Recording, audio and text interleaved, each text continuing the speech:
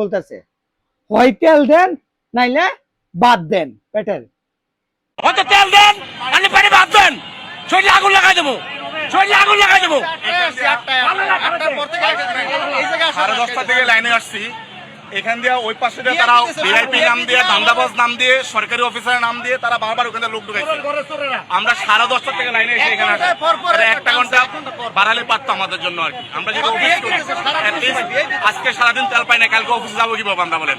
এই যে দেশের একটা করুণ অবস্থা, দেশের একটা অবস্থা যে এরকম সরকারের কোনো মাথা ব্যথা আছে না, কোনো এমপি মন্ত্রীর মাথা ব্যথা আছে? তারা সংসদে বৈশা বৈশা, হ্যাঁ আরামে এসির তলে ফাঙ্কার তলে বৈশা বৈশা, তাদের গাড়ির সমস্যা নাই, সরকারি লোকের আইসা তেল নিয়ে গেলে জনগণের তেল নাই। যেই জায়গার সরকারি লোকের চিন্তা করার কথা যে আগে সবার আগে হয়েছে জনগণ, জনগণের বুড়ে আমরা এমপি মন্ত্রী হয়েছি, আর হন বুড়ে ফাঁস কইরা হন জনগণ মরে যাক, জনগণের মাইরে তারা চলে। এই হইলো আমার সোনার বাংলা। ভাবা যায় দেশটার মধ্যে কি চলতেছে? হ্যাঁ মানে কি কমু ক্ষমতা গেলে পরে নিজেরা নিজেরা কি মনে করে এটা মানে বুঝা বড় মুশকিল।